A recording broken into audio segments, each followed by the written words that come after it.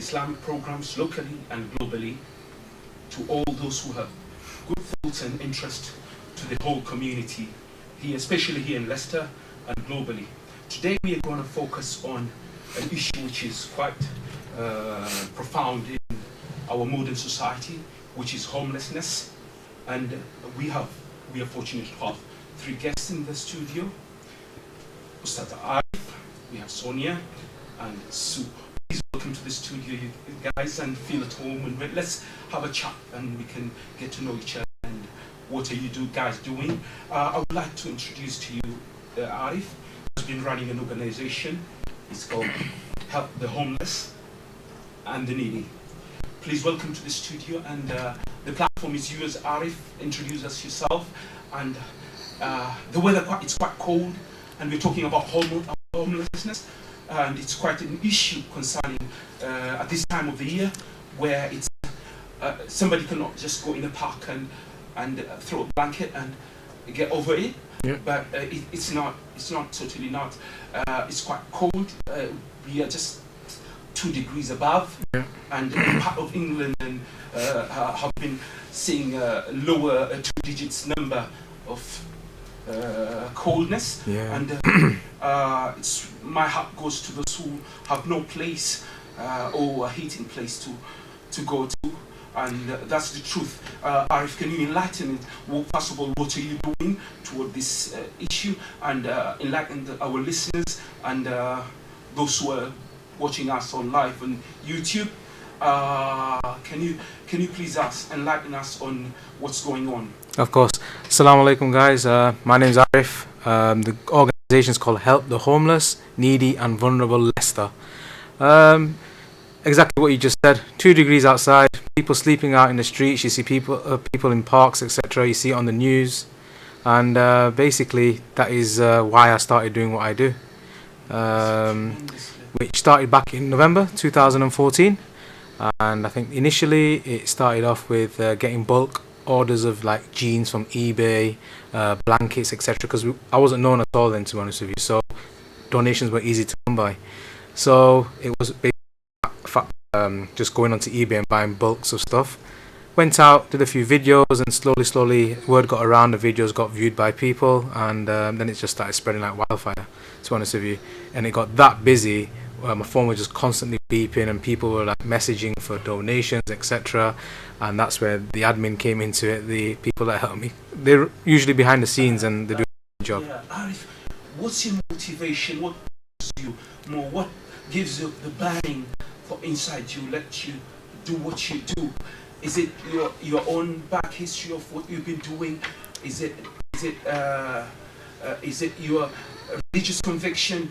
What most of the time, what guides you toward this path, or what are the driving force behind it? Driving force is mainly just helping people in need. You could say it come from a religious side of things, but then most people are generally caring anyway, to be honest with you. It's in nature to be very yeah, definitely. When you see somebody suffering, your heart goes out to them, no matter where they are, to be honest with you. So. And maybe it's from your mum or somebody back home, and showing you how to be generous and kind toward the needy, and that's quite important quality to have. Tell me more about your organization now. If you don't have few words for now, we'll continue talking and get to enlightenment. We can introduce to ourselves first studio, Sonia, and you can pass on the mic and let her know more about her. Just come forward. It's your platform. Tell us about yourself. What's your motivation? Why do you do what you do? And where do you see, and what's the future of your organization? What's your dream and ambition to see? And what's most of it, I'd love to know, is what drives you most about running this organization you guys are running? Again, like Harry said, it's just literally helping people, those that are in need. You know, if we can help them in any way, shape or form, then we do. I generally do more behind the scenes stuff, so collecting in donations, getting them where they need to be, storing them, sorting them, and then Arif goes out on the streets and, you know, gives out clothing to people in need, blankets, etc. So I'm more sort of behind the scenes with the page. Yeah, okay. tell us about yourself. We'd love to know more. Was it your childhood that gives you this sense of giving out yourself toward the? Is it a religious conviction, as he said, and is it what most can you get back to in your back of your mind? That is it your own upbringing that motivates you and lets you do what you do now? Partly, and partly just because we want to help people that are in need. I've been there before. I've lived in hostels. Yeah, when I was younger. So it feels sense of belonging in that area when you see somebody blessed to go or a place to put his head down. It quite hit home, and you. That's why you were quite ambitious about it, and. Yeah, we just look. It's a great feeling helping somebody that genuinely needs it. I believe it's just quite natural to have this sense, and if you're abnormal, then you are the other way around. But majority of people have this sense, but they don't have an organization as you guys are doing, and that's the beauty of it. You can have something, a tool which you're using to get your message across. And we have another guest in the studio. I'd love to take the platform and tell us, Sue, her name is Sue, and please, Sue, enlighten us on what you're doing and what role do you play in the organization. Please enlighten us, and we'd love to hear from you. Well, I do mainly like Sonia does in a way. Arif will say what he wants really to go out and visit the rough sleepers on the streets. We then sort of go on the page and ask all the gifters and the donators and all the members for things that are needed to go out there. We'll then collect them so that they will then say what they've got for us to collect. So we will then run around sort of collecting them, getting them all together, passing them over to Arif. We also deal with, like you say, needy, vulnerable, anybody like that. So we deal with young mums that are having babies, people leaving the hostels that have got no possessions. So we'll look for things just like cutlery, clothing, anything to place them. They call basics. Yeah. I mean, this week we've got an old gentleman that has got no family, so he lives in our home. God, and even though he's not homeless, he lives in a home with nobody, and we're finding clothing for him. So it goes a quite wide, really, area. So I tend to do things like that, really behind the scenes, and work with these two as well, and with everybody, because without the members, we wouldn't be able to do what we do. Oh, yeah. It's quite touching knowing that, you touch somebody's life. If it's one person in a day or a month or a year, that individual remembers you for the rest of his life, knowing that Sue has been there, helped me out.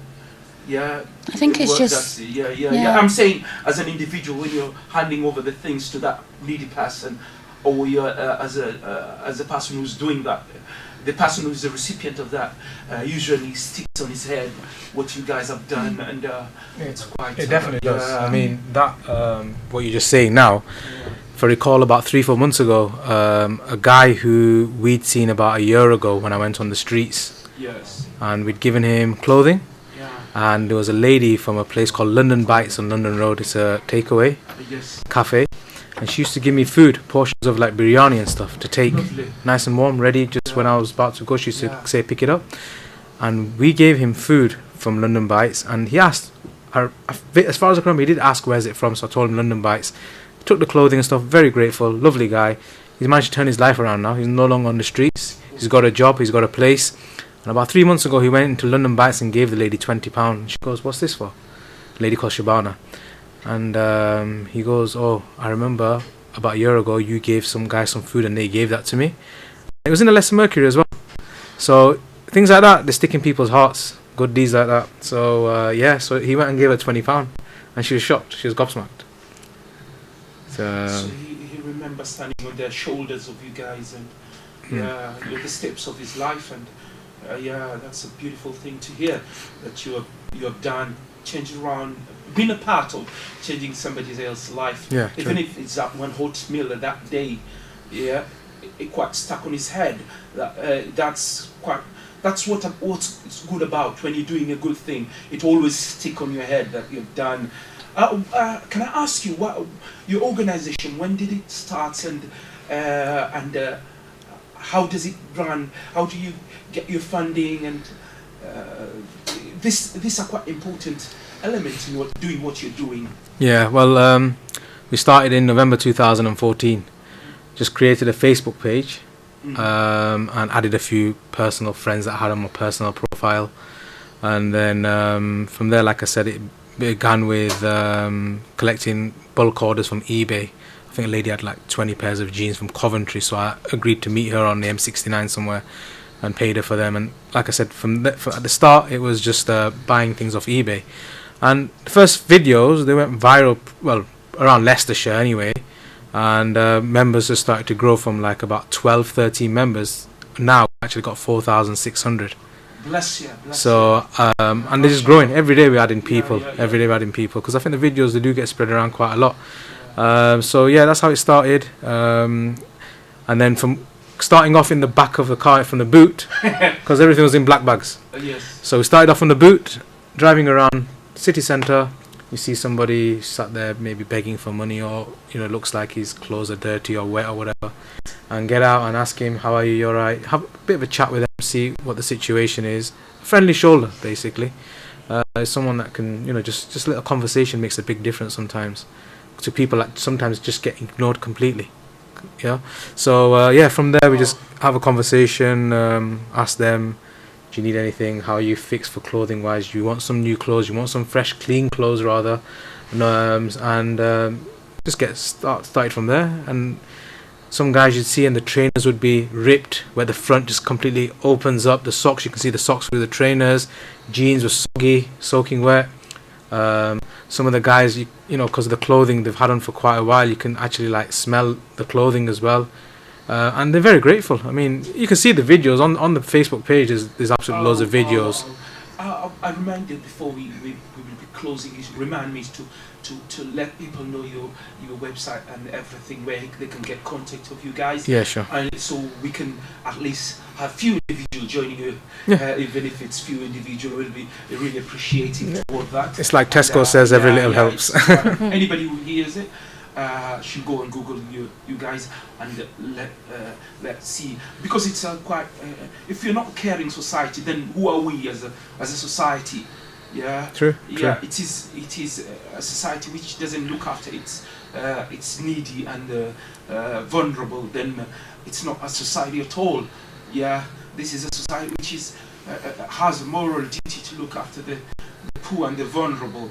And on this budget cuts, and especially cutting on the benefit, and things are hitting hard, and the lowest of the low, and that's quite tremendous, and that's why we must continue doing what we're doing.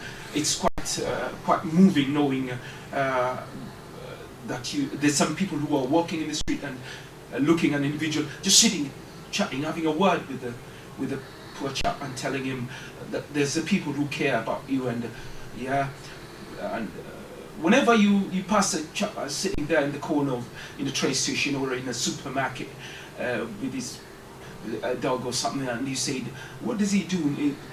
I never thought of just sitting there and say hello, what's your name, does he have a family, get to know the person. Yeah, he may have a story to tell. They all have stories to tell. Everyone has a story to tell. Yeah, he may have a story to tell, and that's why I wish you could have brought somebody like that until we get to know them individually. Yeah. Don't ever pass somebody. If you can help him, then help him, but never. Even if he's saying a good word, there's a saying of Prophet Muhammad sallallahu alaihi wasallam says that even a smiling on an individual's face is a charity. If you smile to a person, whenever I see somebody asking for something, and if I don't have, I just smile and say, see you next time, and I'll see what we can do. Have a nice day, and smile back and go on. And yeah, so I'm the only one who's chatting. Why don't you tell us your stories and your path? And well, I think you're right, because with the group being 4,600 people now, I think before that you've now got 4,600 people walking around looking to help people. So that's 4,600 extra people looking, just wandering around the streets. Instead of walking past people, they are now looking to see why they're there, what can they do to help them. Is it just a cup of tea, a cup of sandwich? So rather than people just ignoring people thinking you know, just walking by and ignoring them totally. People are now thinking, so you've got a lot more people aware of the situation. And also, yeah. the 4,600 people are not just in Leicestershire, they're around the country. And like I said, the videos started getting seen by a lot of people because they were getting shared, etc., etc. Because of that, people have contacted us from different places. They've started doing similar things themselves. We had a guy in Birmingham who says that he's got inspiration from us, from the videos he's seen. He now feeds people in Birmingham city centre every Friday, Saturday and Sunday, without fail. Every Friday, Saturday, Sunday. I think there was a lady on one of the sites the other day, and she'd walked past an homeless man, and she'd gone by him a couple of times, and she'd sort of spoken to him and couldn't get anything out of him, and had gone back, got a friend, and they'd come back, and after 5 attempts of trying to wake him up, they called the ambulance. And I think that night, if they hadn't have cared and stopped and thought, does he need our help, I don't think he'd have been here the next day. So for those people, they actually saved his life that evening. It's brilliant. Wow. You know, he would have died of hypothermia. These are the kind of stories that makes your life worthwhile, because you never know. It's amazing how life goes around. Today you are walking past that individual. Tomorrow you may be that individual who's sitting there. Yeah, life has a way of. As you talk to the individual, what are the most circumstances which lead them to have certain type of, as you talk to them, and you can give us an insight because you talk with them. And, the benefit, the cap of the benefit. Is it mental issues? Is it? It's a mixture.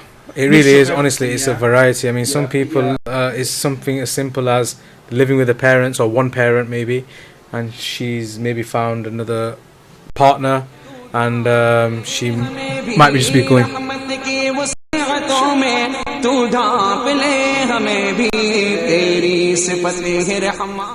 And then continue. Yeah, so it may be something as simple as the partners moving out of the country, so they're selling the house and they just find themselves homeless all of a sudden. You've got scenarios where people have mental problems as well, where they end up becoming homeless. That's just another reason. You do have alcohol and drug abuse, dependency, that can cause problems as well. Loss of job, that's another one. Just a big variety of reasons, to be honest with you. So yeah, it literally could happen to anybody at any time. So anything could happen that will then spiral. You lose your job, then you lose your home because you've got no job to pay your bills, and then you find that you know, homeless with nothing.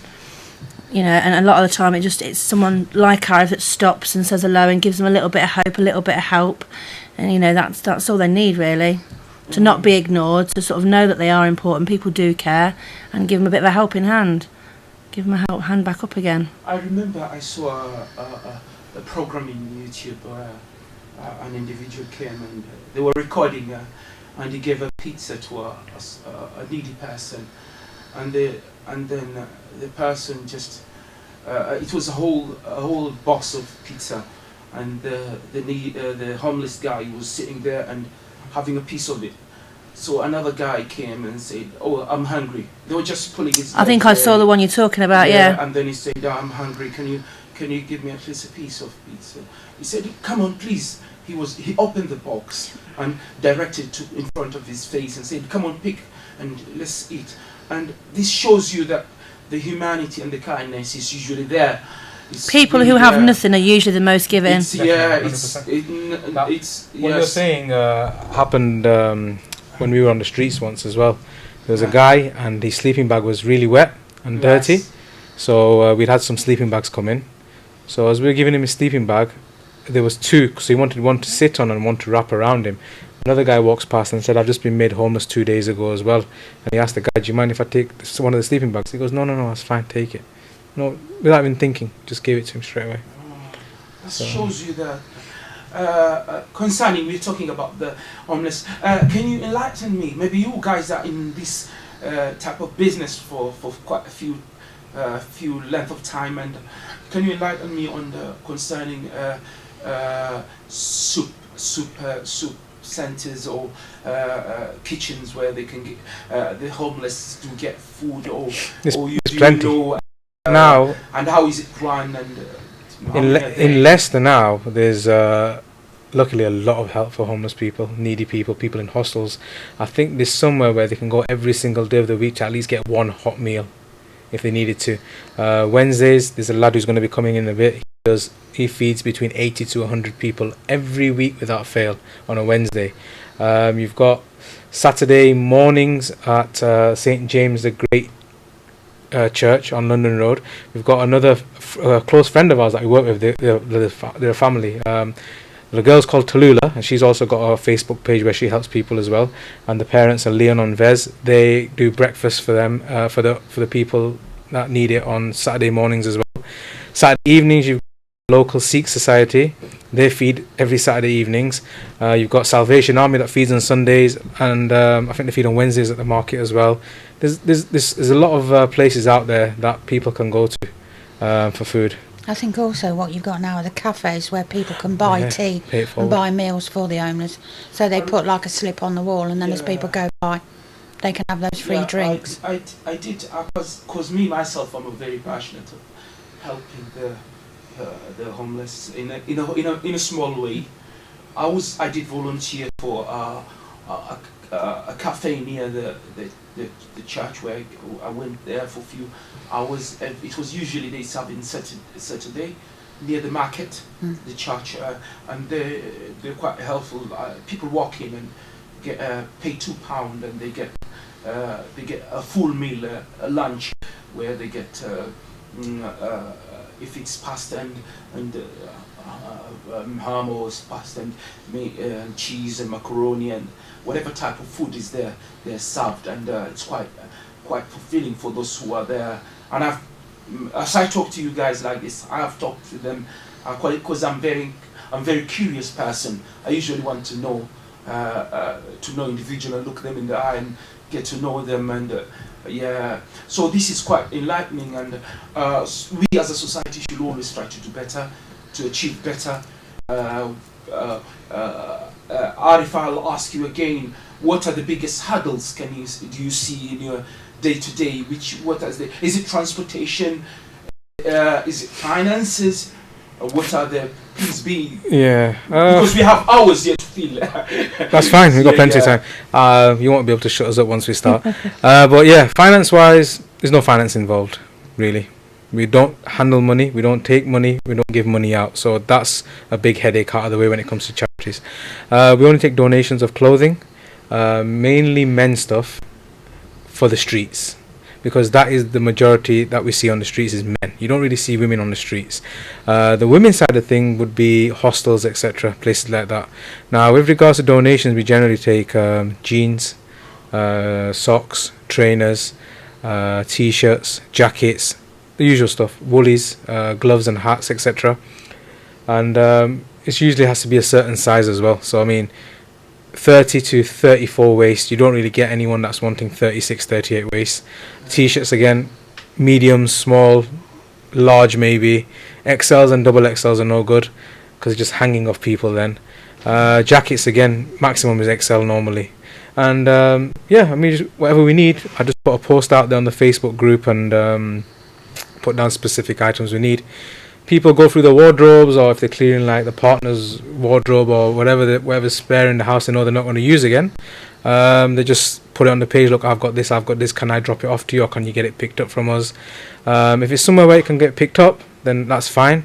Sue usually does all the collecting, and if not, they can drop it off directly. It's not an issue. So how something like the fuel that you buy in the petrol, how do you get?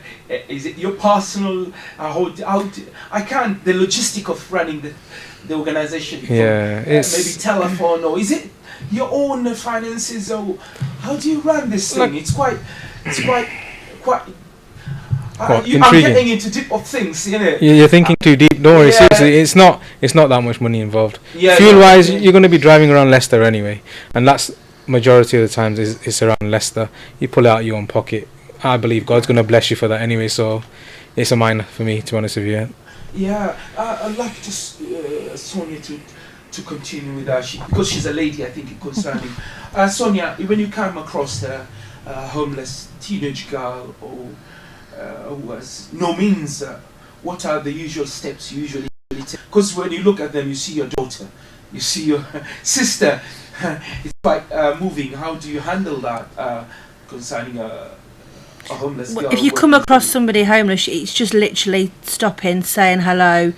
You know, again, I don't come across many because I don't go out, but like on my day to day, when I'm travelling to and from work, I've been to neighbouring areas where I have seen somebody sleeping in a doorway, stopped, said hello, would you like a coffee, get them a coffee, get them something to eat, and just see what they need, you know, ask their name, have a chat to them, find out their circumstance, and you know, do you need anything, what do you need, give them a link to the page, tell them where to find us and where to shout if they do need something. And basically, yeah, just making sure they know that there is help if they need it. I'll continue with Sue. Sue, what I wanted to ask you, maybe sometime that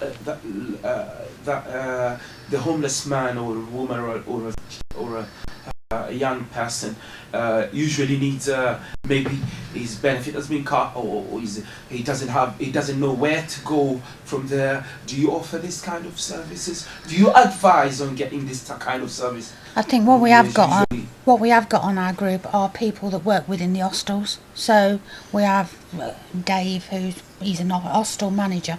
So we have people that work within the services that are a part of the group. So if we don't know the answer, we'll go to them and they'll go and find the answers out. If they don't know, we'll go online, we'll ring round. Sonia's been known to sit on the phone to the councils to find out, speak to housing departments. You know, we've spoken to those sort of. So really, we just do ring around really and find out, what we can, and what we don't know, we try and find out from those that do know. Wow, that's what more can a person ask for?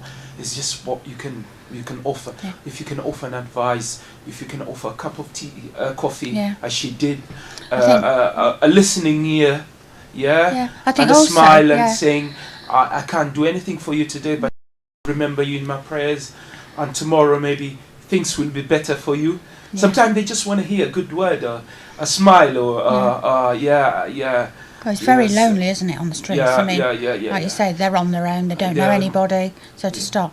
I mean, if you look at domestic violence, we deal with those as well as they come up. We've sat before now, haven't we, all night long speaking to one lady in London that needed to escape. So we're all up till 6 or 7 o'clock in the morning, just keeping her positive, ready for when she moved out. She went within the services and then they moved her. She got up here to Leicester, she got no underwear, no toiletries, no food. She'd had nothing all day because of obviously having to make statements and talk to people. So then at 11:30 we're organising food, toiletries, and then we went and visited her. And then while she settled in, and now she's gone, sort of being looked after by the proper services. So we're a little bit in between, as you would say. It's somebody who's in crisis that time, So you need a mental stability. And effectively, they are homeless really, because they've got nowhere to go. They just need a hearing ear, a person like Sue who can just look at and say positive things and stay positive. People have been in the same path as you are, and they've come out the other end with, they've become a family person who have their own kids and they've changed their life and know the other side of the tunnel. There's light and hope. The best thing you offer is not only the clothes and the food you're offering a hope. You're a merchant of hope, as I call them. The merchant of hope, or people who are there on the street helping people. So as I come back, focus on you again, she was telling me concerning you trying to call the home, the council, and what are the difficulties which you usually face when calling council? Does it? Do you usually see the cooperation, or do you? I don't want to put you in spotlight, but what are the difficulties you usually face? Is there an agency which agency which they see your situation which you are in concerning that individual? And agencies are pretty good at talking to you, as long as obviously with data protection they have to have permission to do so. As long as the person who I'm trying to assist okays that with them, then we have a bit of a chat, see what's going on, see if we can sort something out. And again, like Sue said, it's pointing them in the right direction, showing them, right, okay, this is the route you need to go down, this is what you need to do, the steps you need to take, whether it be going into a hostel for a short while or you know, looking at this situation and just seeing how we can help them and point them in the right direction. If we don't know, we know somebody who does. You know, there's quite a lot of helpers on our page. Like Sue said, Dave, who runs the hostel, he's brilliant, you know, with information and facts and knowing how we can assist people and which steps they need to take to get that help. Arif, I'm back to you again. Yeah, sure. Arif, I was feeling lonely here, man. No, the ladies have taken over the That's platform. good, that's good. Yeah, I'm really extremely happy because I thought they're the ones who are going to be. Yeah, Arif, one thing I want, you told me about your religious conviction, and we are Radio Munadil Islam. We're focusing on the society of Leicester worldwide, and this is an issue which touches every community, regardless of faith, regardless of national borders and all of that stuff. What I'm asking you, what do you get from the Muslim of Leicester? Do you get help? As a Muslim, I know it's my duty to help toward the needy and the vulnerable. Yeah, as Allah says in the Quran. Yeah, the poor people and the needy and the homeless and the one who's on a journey and his journey is cut short because of lack of fund. And those are past days, but it's still the same today. So what help do you get from the community, Muslim community of Leicester? And do you knock doors and go ask for clothes and let them know? And what do you think? And what do you, if not, you're in the air, you can still tell them where they're shot and what they need to be doing. And you know what? We're blessed to have social media in a way. Don't need to knock on doors. You don't need to No, knock on don't need doors. to. All you have to do is put a post on there, and within an hour, Well, I mean, we'll knock have. doors is. Oh, I know what you mean. Yeah. Knock doors, go to businesses, etc., etc. Don't need to none of that. If they want to come and give stuff, brilliant, no problem, we'll take it. But then we've also got issues of storage. You know, we can't have boxes and boxes piled up because we don't have a place. We don't have a storage place in Leicester anyway. There's Sonia's got a place near her where she can store stuff, but that's mainly stuff that's come from around Hinckley, that area. Sue then collects all that stuff and brings it to Leicester when we need it. It's not just ourselves on the street. We also help, like I said, people in hostels, etc. So sometimes we can even do to order.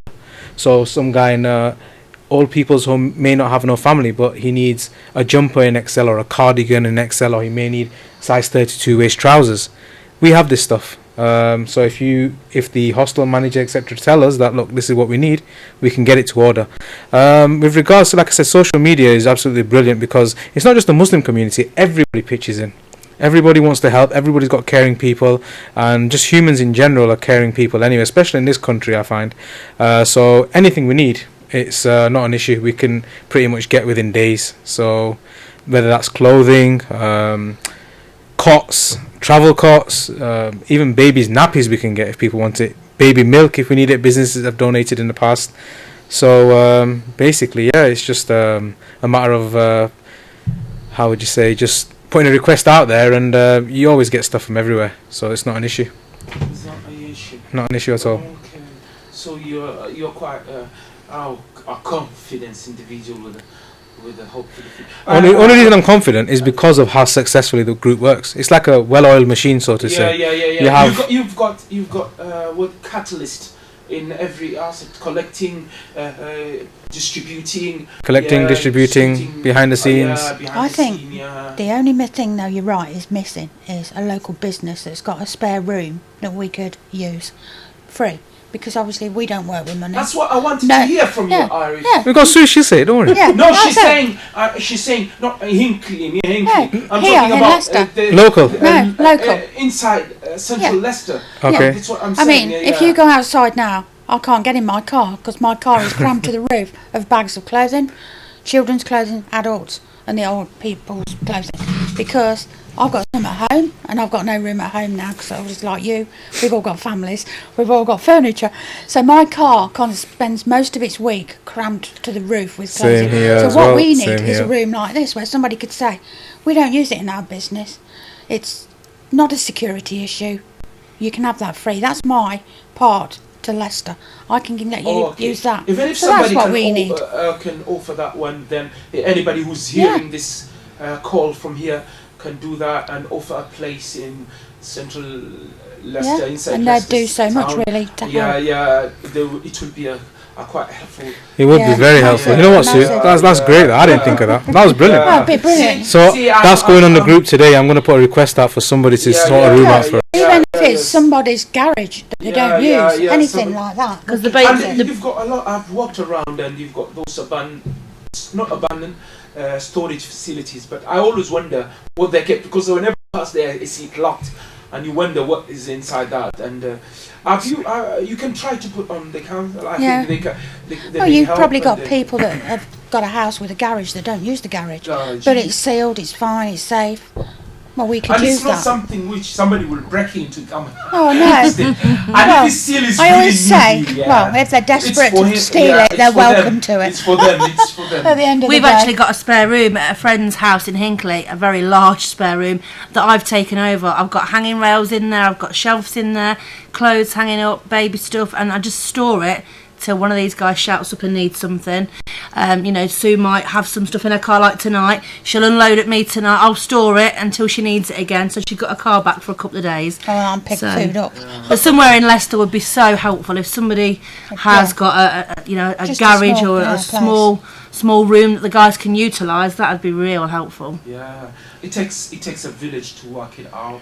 Yeah, it's our duty, and as a community, we cannot stop insisting that every individual has the right of shelter, has the right of clothing, has the right of a hot meal or a food or whatever. Especially in these days where the temperature is quite cold.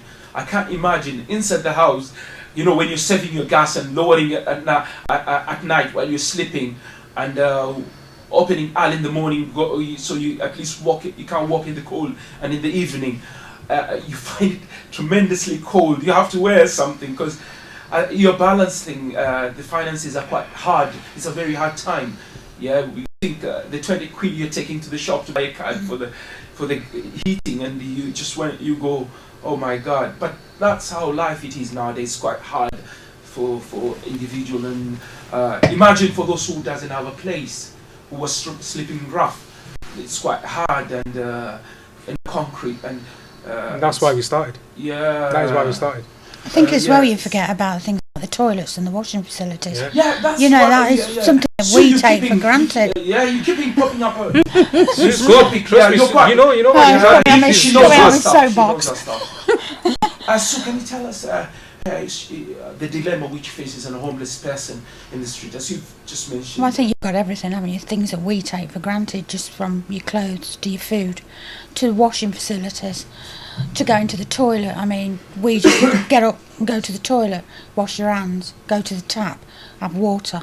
They haven't got those simple things that we really every day forget that we've got free. You walk to the tap, have a drink. They have to rely on somebody walking past and asking them if they'd like a drink. Wow. Well, I mean, we sit there saying we're dehydrated sometimes. Can you imagine how it feels to get one drink a day? It's not good, and I've never looked from that. Yeah, you want to wash. You've had somebody's given you something to eat. You want to wash. You want dignity. We all deserve some kind of dignity. Well, not just washing your hands. I mean, imagine you've not had a shower for like 3 days, 4 days. How do you feel? Yeah. You know what I mean? So someone who's not had a shower for a week, it can't be good for them. I mean, going to the toilet is also unhealthy at the end of the day. It's bad for you. Businesses aren't going to let you in to use the toilets all the time. And you get that. You hear about that. You read people are about very it. negative. Only Sometimes because people don't let you in. they don't know you. That's why you sometimes see something in the corner and you say, who the hell did that? And you don't know the story behind that thing. Definitely. Yeah, and people will go, oh, dirty person or dirty whatever. But they you don't realise realise of that individual. at the end of the day, he had no choice. Issues, it's quite. Or did they have no choice? They did not have a choice. No. Yeah. So you guys know your stuff. What I wanted to ask you is continue to ask you something like offering a hot drink at this. Do you have somebody walking? Because I wonder if anybody's offering somebody a drink now walking in the street. And there is. You've got hot drinks and Tuesdays. What they call is a group that goes out on Tuesdays with flasks. Forgot the name. Tuesdays, anyway, you have that. Wednesdays, we've got Mohammed who's coming in. He does the feeding on Wednesdays. But after that, also there's I think from the Salvation Army they come down for tea and stuff. You get on Thursdays as well at the market.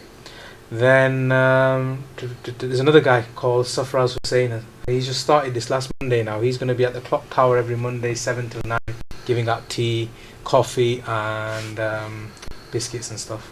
So yeah, there's, like I said, Leicester. The people of Leicester, I have to say, are a very caring bunch of people. There's groups like this around the country that I know of. You've got a guy in Bolton, and he deals with Bolton and Manchester to the point where he's got local takeaways to give meals every day of the week to the homeless people in Bolton. But then the Saturdays they go to Manchester. They go with the doctor. I think they go with the dentist as well. And they all go out with clothing, etc. And they go onto the streets of Manchester City Centre, give out clothing, give out medical advice as well, because they're qualified doctors, etc. So that's just Bolton and Manchester I can think of. I mean, you've got Birmingham where they're feeding people every Friday, Saturday and Sunday.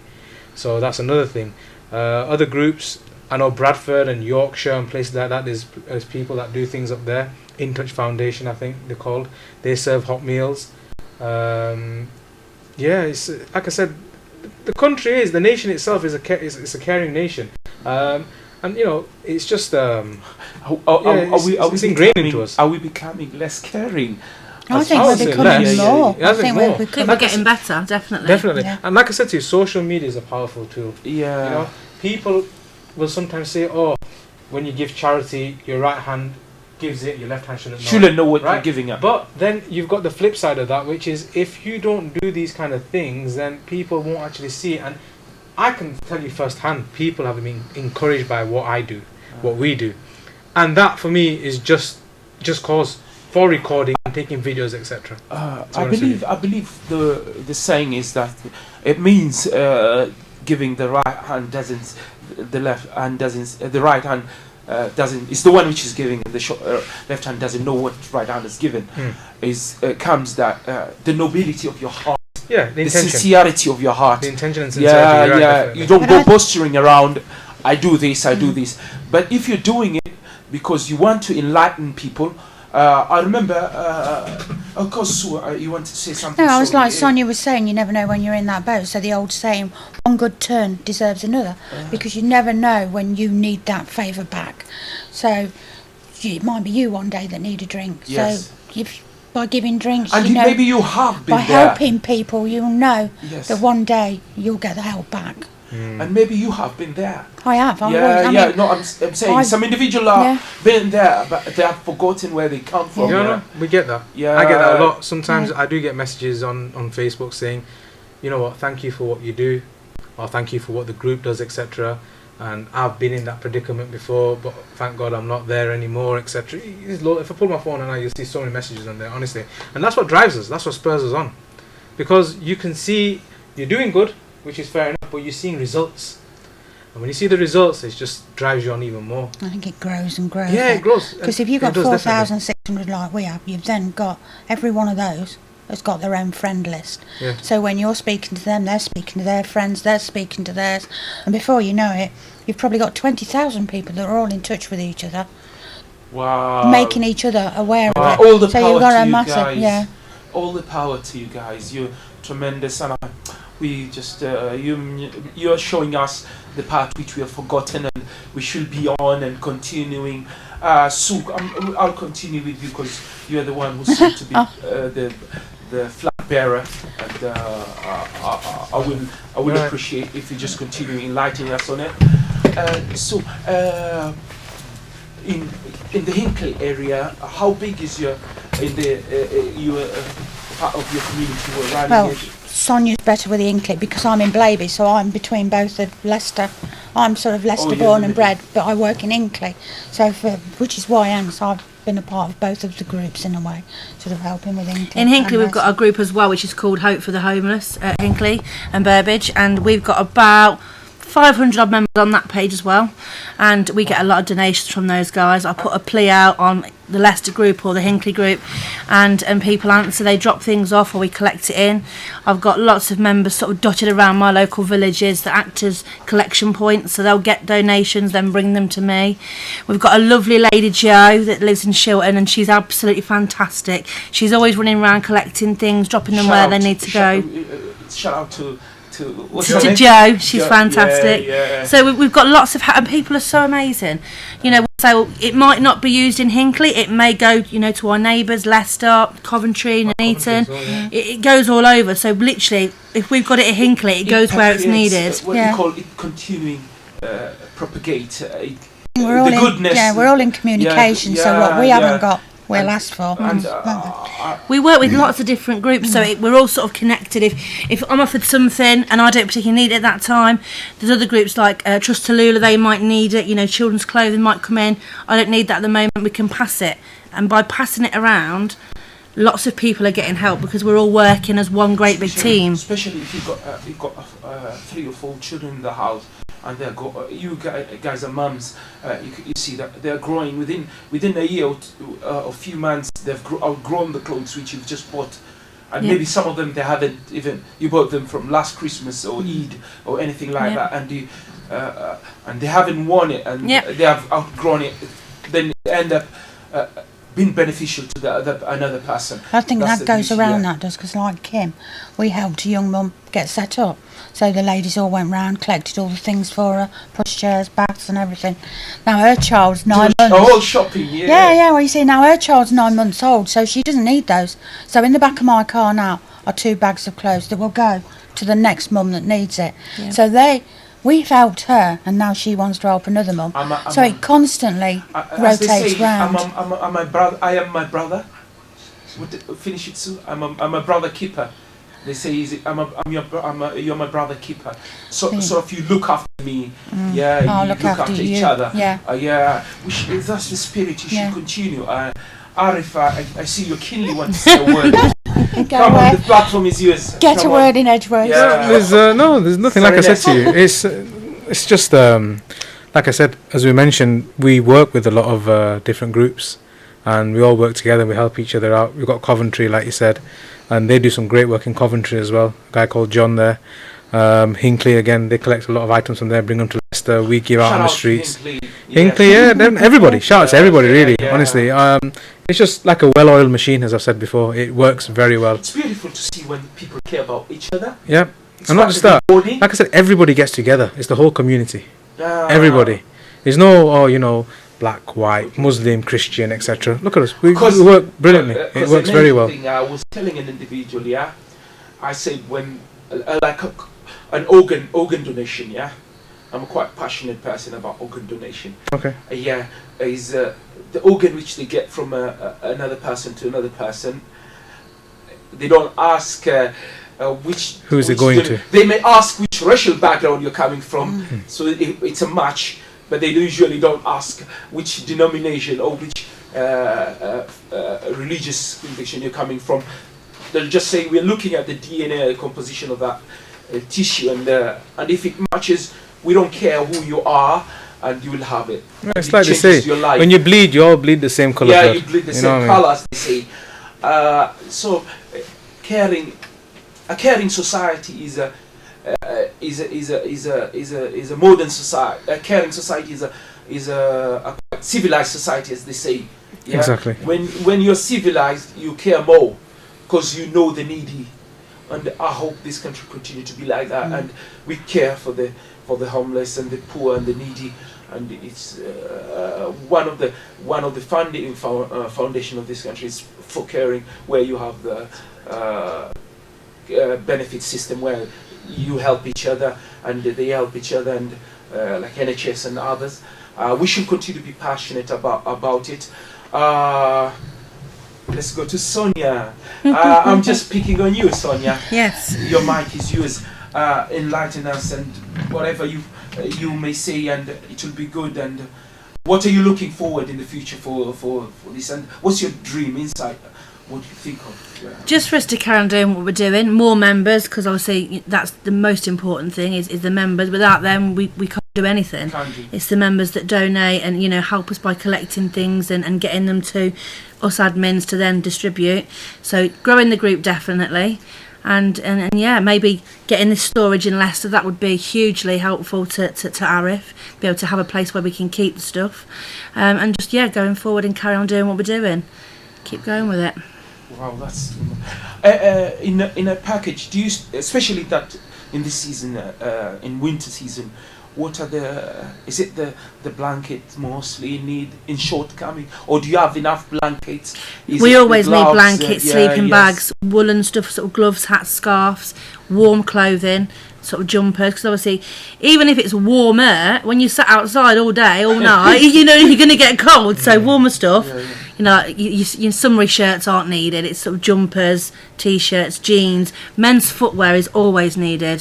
That's a must, and it literally, it comes in and it goes back out immediately. So we always constantly need men's footwear, because like Eric said, it's mainly men that he comes across when he's out on his travel streets. So yeah, that's a must. Okay.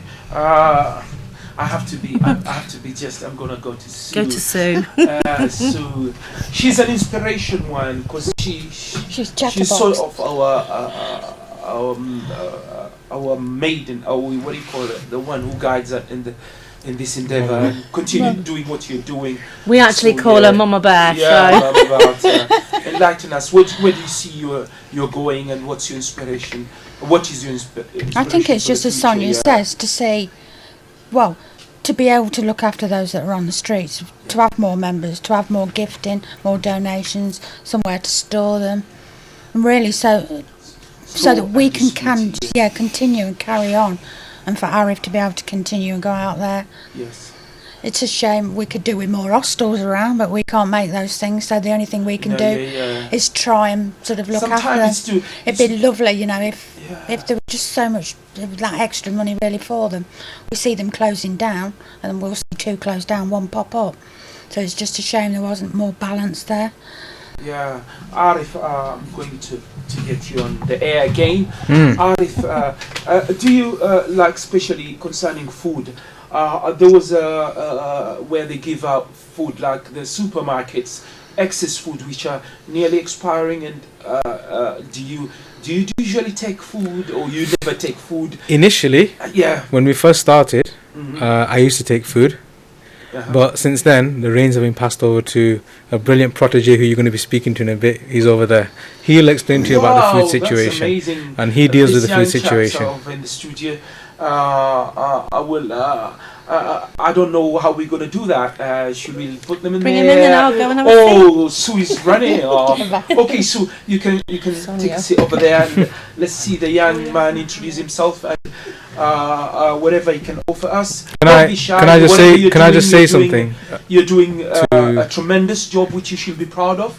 And welcome to the studio. Introduce yourself and let us get to know you, and what you're doing, and what's your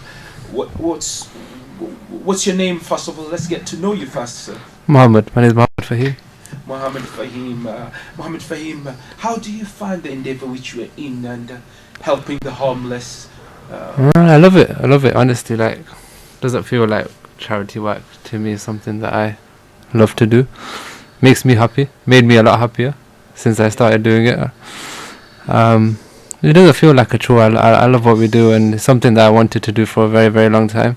Yes. I spoke about it with Arif when I was doing work with him. The work I did with him when we used to go out and do the clothes helped me a lot. I got to know people, got to talk to people, see what they needed, and thought they need food. Everybody needs food. And more than that, it's about, we like to provide, the friendships where everyone comes together. That's what it's about. And I just wanted to bring unity. So we're there every week. We feeding about 100 people a week, average, sometimes a bit. But I just bring people together. Like our volunteer bases are from a variety of backgrounds, all different religions, all different races, all there to help. United in one cause. That's why we call One Love. That's our name. What's your? One Love. One Love. Okay. That's our name. Remind me of Bob Marley. Inspiration. Yeah, inspiration from Bob Marley. But that's good. That was the message. Yeah. Yeah. I would love you to continue talking about. But the question I want to ask you: what are the motivation? As I'm going to be very just as the same question I ask. Arif and Sonia and Sue, the question is, what motivation, what drives you more? Is it your religious conviction? Is it who, as an individual, who you are? Did you get from your mum? Did he tell you to be a nice and caring person? She's fucked me if I didn't. I think it comes from who I am as a person, but who I am as a person comes from my religion a lot. My religion teaches me a lot about helping people, not turning a blind eye to anyone that needs help. And some of my favourite stories come from the Prophet's times, the Prophet Ibrahim alayhi salam. And one of his favourite things were to feed people that were travelling. And it's just about how, and more as well, personally as a person, I can't walk away. When I see somebody in need, I can't do it. And that comes from my religion. It says you can't leave people in their time of need. You do what you can. I see everybody as God's creation. I believe in God. I see everybody as God's creation and our duty to help them. If I truly love God, then I need to love all of his people equally. It's amazing what your faith can drive you toward and be helpful toward the needy and the vulnerable. A lot of it was more, it's not just, what really annoyed me was, okay, these people are suffering, the problems they're suffering, but on top of that, they have to suffer with the way people look at them and treat them like they're not the same as us, and that I didn't like, and I wanted to make, I don't like the feeling of anyone feeling unwanted or unloved, so set out with a goal to make people feel like people care about them. And like now I'm happy to say people, the homeless people in Leicester know that we care, and they know they can come to us. The way Arif introduced me to you is that you are the one who's dealing with a meal. I would like you to continue to enlighten us. Where do you get your meal, and how do you distribute that meal which you get? We have a big meal every Wednesday evening in the Leicester Market. It's a nice open place. People are familiar with. Just public. We have about 3,000 followers on our Facebook page, and they all donate. Everyone donates. Please, before we close, I want you to shout out your your Facebook. One Love Leicester followers on there. Sharers help us spread the awareness, but it's our members. Like, people give me a lot of credit, but I am your brother. I'm a brother keeper. I'm your brother keeper. That what they say. Continue saying what you're saying. People like do give me a lot of credit for the work, but I always say it comes down to the people that donate. If people didn't donate, I would not be able to do. Yeah, you won't be able to do anything. So it always comes down to them and the public. Ever since we started, I think people have always wanted to help. They just never knew how to. And that's what we are. We're just a means for people to be able to what help. We call fitra. Fitra is a word, or it's what we human born inside our heart is to be kind and gentle toward the needy, and we can't continue not insisting on that. So what type of food usually comes? Is it sandwiches? Is it a mix? We always have hot food, rice and curry. For everybody. Then we have sandwiches, snacks, fruit, desserts, cakes, pizza, everything. Do you offer cold drink? I'm talking about because it's quite cold outside here. Hot drinks together, both. We offer. If they want hot drinks, we give hot chocolate tea. If they want a cold drink, wow, cold drink. Yeah, we had a couple of businesses. There's a big business that supports us, is London Bites and London Road. They do a lot of work with us, give us a lot of stuff. We had Room 4 on Evington will recently come and do hot drinks. It's just working with people. Everyone wants to. Everybody wants to. That's what. Deep down, everybody. You guys are the really one love, and you're spreading your love all over Leicester, and continue spreading love all over Leicester. How many you as a what do you call it? The notch of the. How many are you who are holding up the group together? How many are they who are holding together home? Together, really? Yeah, the ones who are running the show. I'll say three guys. Yeah, can you shout out them and tell them about them? He's sitting right there. And one of my friends, Mamoon. What is his name over there? Rehan Kashwala. He's a bit shy. He doesn't want to. No problem. Just mention his name. Rehan Kashwala. He. When I came up with the idea that I want to start feeding the homeless, all I had was sandwiches. I wanted to go around town and give sandwiches, and not many people believed in me, but he did. And if he didn't join me, I don't know if he'd be here. It takes always a believer, not your family, because your family will always believe in you. Yeah, you can do it. But it's for someone to come out on the street with you and do it with you. Yes. So, what do you see? What do you see in a few years? Where will you be, inshallah? My hope, ideally, we want people to be in the house, somewhere warm, and that's my hope for the trip. If we can grow it to whatever extent we can, I want to open a hostel. Hopefully. Allahu Akbar. As they say, وَمَا ذَلِكَ عَلَى اللَّهِ بِعَزِيزٍ. Surely that's not a big deal in front of the Creator. You dream and dream and dream, and you never know. One day it may quite be My favorite line you from are. line from the Quran is kun fayakun. Allah says, Yeah. So وإذا قضى أمرا فإنه يقول له كن فيكون. Whatever he wish for it, it say be, and it has. That's a beautiful thing, sir. Arif, can you enlighten how you met this chap, and give us your thoughts of him and his mates, and what do you think of what they're doing? And Yeah, again, like I said, when I first started, it was really, it's just about 15, 20 people from my personal friends list. I didn't know Mohammed then. As the videos got viral and people started seeing it more, people started coming onto the group, and then I started putting requests out for people to assist me to give out the aid to people on the streets. And Mohammed used to come and he goes, whenever you need me, I'm there. So with that, he came out with me 6, 7, 8, 10 times, whatever it was. And then, like he did mention the feeding thing, and at that time we were getting food from London Bites. The lady there, Shabana, was giving me about 10 portions of biryani, etc. And then he did ask me, and I said to him, look, you know what, if you want to go ahead with the food thing, by all means go for it, because it'd be brilliant if you can do that. And then he got in touch with Shabana as well, didn't he? And she just helped out so much from London Bites. And I keep hearing this London Bike. Can you enlighten us on what is it, and what is it? it's basically it's a cafe on London Road, but the lady has been so generous with us. Like all our needs, whatever we need, she'll give us. And she's recently started a scheme, a pay it forward scheme, which she started. So now she has a system where customers can go in, pay an extra £1, £2, buy a cup of coffee, a sandwich, and leave a ticket. And anyone that's homeless can go in and have free. Whoever's there can have free. Wow, that's beautiful. Free coffee. Even accommodation. Yeah, she's even been doing hotel rooms. People pay for one night's accommodation in a bed and breakfast as well. That's how generous some people are. You seem to love your Leicester. Yeah. Because you know your people. You know your people. Yeah. You know your people. Yeah. Like Mohammed says, generosity and caring is in everybody's hearts. Majority of people, they need a channel how they can bring it out of them. And like I said, this help the homeless group, One Love, people around the country that do similar things, that is the channel for people to get together and push the energies, the positive energies and the efforts forward. And this channel, you can see it working, because everything we do is documented, photographs are taken, videos are taken, yes, and people can see where the donations are going, and that's the beauty of it. Sometimes you give in charities and you give X amount, millions are raised sometimes, and you don't see where it goes. But here you can physically see where your money or your donations, a pair of jeans go. Yeah, exactly. And you get people that sometimes say, oh, thanks, I see my jacket being given out in that video, or thanks, I see my trainers being given out, I'm glad they're going to get used. Again, when Mohammed gets food donations, they can see every Wednesday at the market, it'll be there, it'll be given out.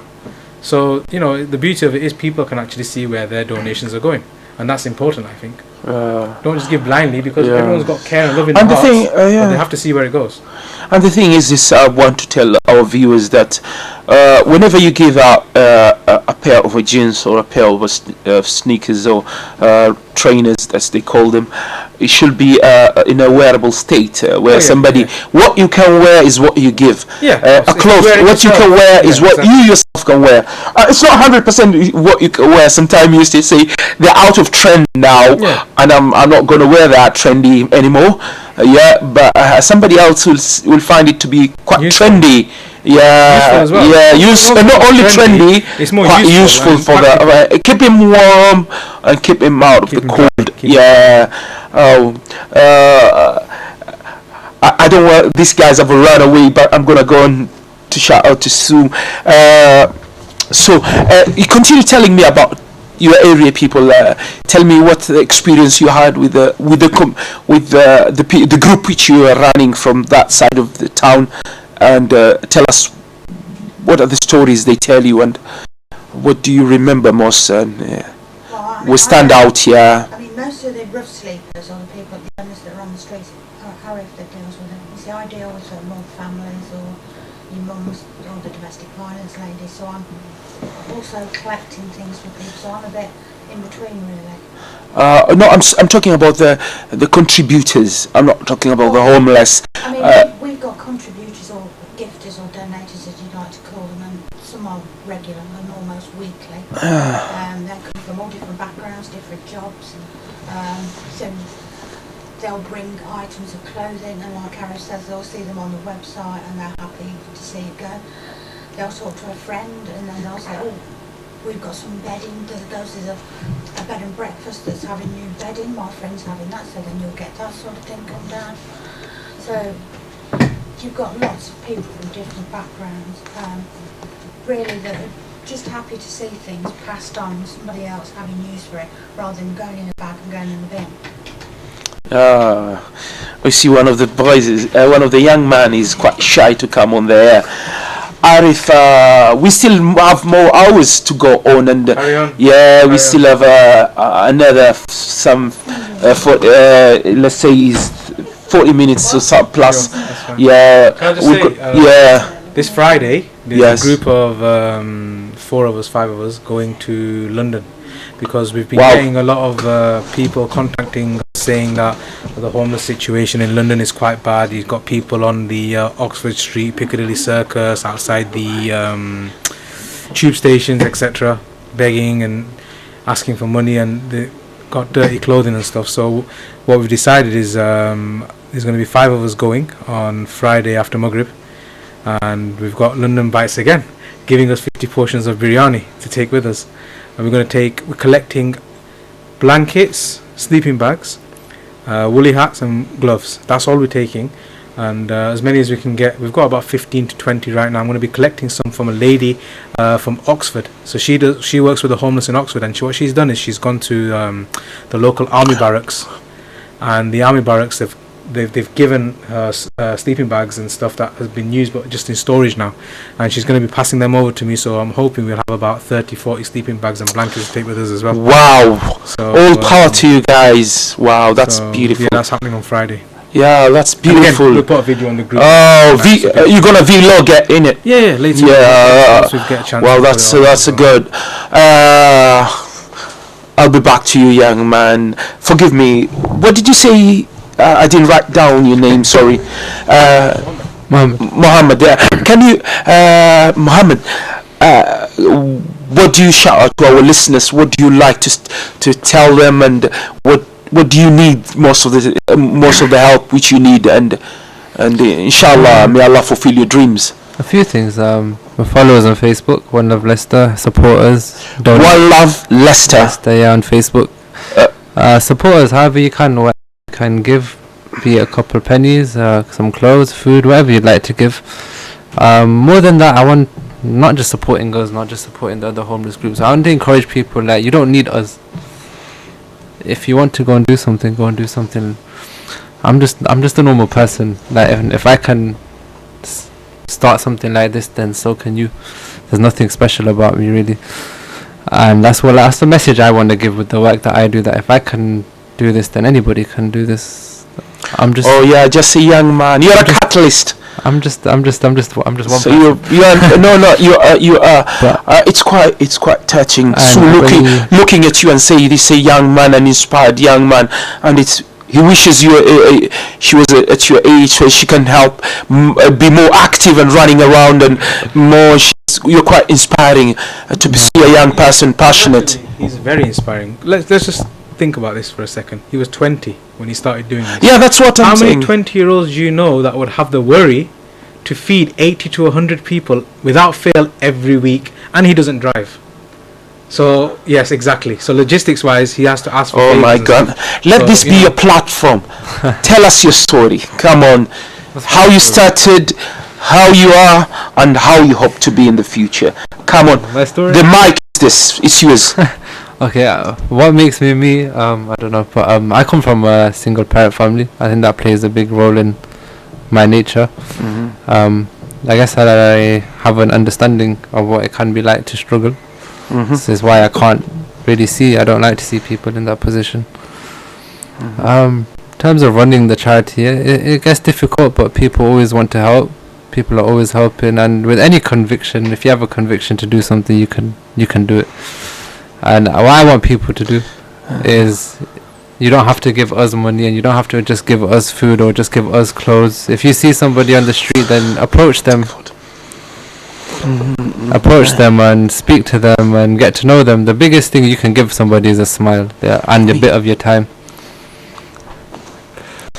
Yeah, continue. The best thing you can give somebody I'm is a just smile and updating my Instagram. just a copyright, please. Copyright. Yeah, infringement. The show is yours. Sorry, the show is yours. Continue.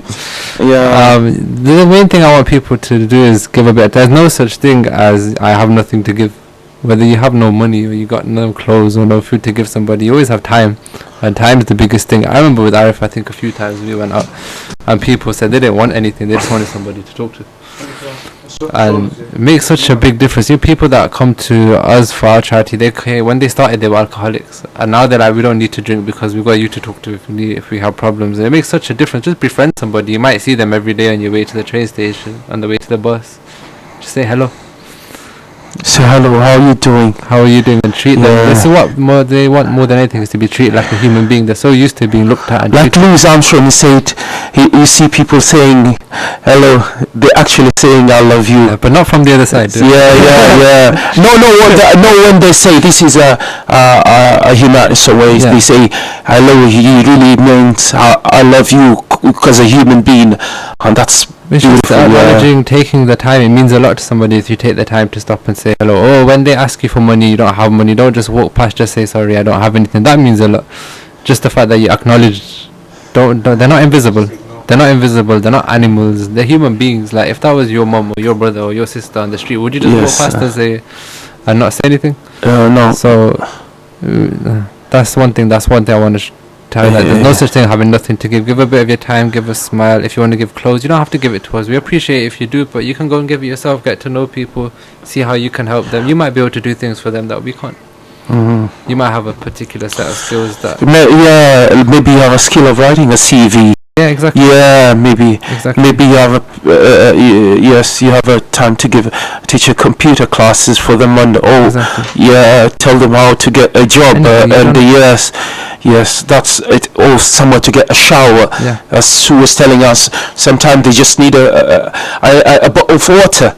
You can put in on your car maybe a few bottles of water, walk around when you're coming from work, and if you see somebody who's sleeping rough, just stop and drop a bottle of water. If you're working in a supermarket, if you go to Lidl, if you go to Aldi, for £2 you can make 80 sandwiches. 80. Yeah. 80 sandwiches for about £2.50. A packet of bread is 40p. See. Look, let's see. This is his show. This is how How are you doing it? This Come is on. How One Love started. This is how we started. Went to Aldi. We bought sandwiches, butter, cheese for about £5. We made sandwiches and we took them out, and we took pictures of doing it. And people wanted to donate food and gave us more food and more food. So it's not. £5. We did it's nothing really, is it? Allah says in the Quran, وَيُطْعِمُونَ الطَّعَامَ عَلَى حُبِّهِ مِسْكِينًا وَيَتِيمًا وَأَسِيرًا إِنَّمَا نُطْعِمُكُمْ لِوَجْهِ اللَّهِ لَا نُرِيدُ مِنكُمْ جَزَاءً وَلَا شُكُورًا إِنَّا نَخَافُ مِنْ رَبِّنَا يَوْمًا عَبُوسًا قَمْطَرِيرًا فَوَقَاهُمُ اللَّهُ شَرَّ ذَلِكَ الْيَوْمِ وَلَقَاهُمْ نَضْرَةً وَسُرُورًا. It says like this: we are giving you meal, we're not looking for a thank or what. We fear the day where we'll stand in front of our Lord. And Allah is protecting them for that day, which is quite a taunting day, where you'll stand in front of the judge of the judges, showing how you care of your own society, looking after your community, giving to the poor, the needy, vulnerable. Have you ever done that? That will be the day you'll be asked. And I really, it's a quite inspiring feat you have taken on you as a young person who is in his early 20s, and it's amazing what you're doing, and I can see you doing tremendous job. I ask Allah for your tawfiq. I ask Allah to give you the confidence on doing whatever you're doing, continuing doing whatever you're doing. It's a tremendous thing. Sue, how this young man inspires you. I see you looking at him, and he's brilliant. What do you have to say about him? My children would be that way in a way, because my children now, because of what I do, help me. I'll have my youngest son and he'll say, I'll come with you, Mum, and he doesn't mind. Doesn't matter whether it's lifting or whether he's thinking maybe my mum's not safe on her own out in the street. You know, Pass it on, pass it on. I'll come with you, and he'll help. Yeah, and then he'll then even simple things like his birthday, he'll be looking through the cupboard and think, instead of throwing that away, Mum, can you use that for your, you know, your friends, your homeless people? So it passes on then to your children, then their friends. So even then, It's amazing. I was listening. They were talking about the statistics of how many we are called the throwaway society, where we throw away everything. Yeah, you go. You know, when you go to buy the bulk on the weekend, when you go do your shopping, and you end up yes. Some, especially they say like sandwich, like salads, they end up in the bin. Majority of it, a lot of things are going in the bin because you see, oh, that's 90p, and I can get 2 by buying. I get for £1 or something like that, and you get 2 pair of them. And he said, oh, I can do that. I say, as long as we there's a drop-in center, people will continue giving. I've never lose a hope on this society. And also, there's a place down the Narber Road, if I'm wrong, it could be not down, but they're now starting to use food that's very close to its sell-by date, and they're making meals, aren't they? We have the real junk food project as well. Right. And they are making meals for the homeless people out of food that maybe we'd throw away because it looked a little bit limp or it's a bit shriveled up, but you peel it and it's still good inside and it's still usable. my mom used to always say, there is no bigger calamity than hunger. There's no bigger calamity than hunger. You can be a patient on somebody dying or being sick, but you can never be patient on hunger. You'll do anything to fill your belly. Yeah, if it's as we say in Islamic, it's halal or haram. You don't care where it comes from. If it's burgling somebody, hunger is the worst enemy you can have. So it's quite important that we continue caring for our community and giving out. Homeless person will tell you that they've lost everything except the hunger. That's the one thing that they can't lose. They can lose everything else, but hunger. But they can't lose their hunger. Yeah, and here now, especially in this weather, it's the warmth. These guys are taking care of that. Arif and his team, and Sue and Sonia, and all of them are doing tremendous job. We have nothing but praise and prayers for you guys, and we wish you all the success. I'm not closing down. We still Can you imagine if we all did it? Can you imagine if we all did it? If everybody, if everybody did. People, you call us a throwaway society. I call us a whiny society. People like to complain about how bad the world is. It's like this today. We used to be like that, and it's like this. But I've no time for that. Like, do something. If you see a problem, do something about it. How do you change the world? Yes, do something about it. There's a simple answer to how you change the world. You change yourself. You change the people around you, and you change yourself, and then they change the people around them. Yes. And that's how you change. You know what he said. I remember Yusuf Qaradawi is a very well-known scholar. He's an Egyptian scholar. He said, إن الله لا يغير عن قوم حتى يغير ما بأنفسهم. And he said the best way to change a society is to change yourself. First. Yes. The first. Yeah. He said if you want to see a change in the society, change yourself, and you'll see the change in the society. If you want to see the change, see the change in you first, and then you will see it in the society. As long as you don't want to change, the society will never change. You either see a problem or you see an opportunity to make a change. Either something to complain about. You are an inspiring figure. Or an opportunity to make a change. And if we all see an opportunity to make a change rather than something just to complain about, then together we can do something. Everyone might only be able to make a small difference, but if one person's making a small difference, it's a small difference. But if 100 people are making a small difference, that's a big. Collectively, that's a big difference. Wow. And that's what we're about. That's what we try to do. Is we're trying to get people to see this is what we can do. If guys, you want to get more inspiration, you can go to One Love Facebook address, and you get in touch with Muhammad, and he can inspire to do something and help our society. So I just want to show people that together. Yeah. Together. It's amazing. I was saying the people the society that doesn't care of its vulnerable, the needy, is is a uncivilized society. The person you help the most when you help other people is yourself. That's the thing. That's no doubt about it. Yes. I might have lost a bit of money from what I do. But what I lost more there is my materialism from working with these people. I don't have any materialistic desires anymore, so my money doesn't go wasted on. So I gained, like, I learned not to complain about the world. Like, I'm grateful. I've seen where I could be. I'm grateful for where I am. These are the things that I've learned. I used to whine and I used to complain and I used to want this and I used to want that, but from the work that we do, the people that I met, I've learned that alhamdulillah, like, I have a roof, I have food. This is how bad life could be, and I have nothing to complain about. And when this is the things you gain, and these are good for you, like, as is for your personality, for the person you are, these are good for you. So you're helping yourself as well as helping anybody else. Yeah. Wow. Today I'm blessed to have this group of individuals in the studio, and they are quite inspiring. I hope and I pray that they're inspiring of our listeners and our viewers in YouTube. If you are scared to be seen, you see you're on YouTube. You're on YouTube. So all of you be warned. You're on the stream.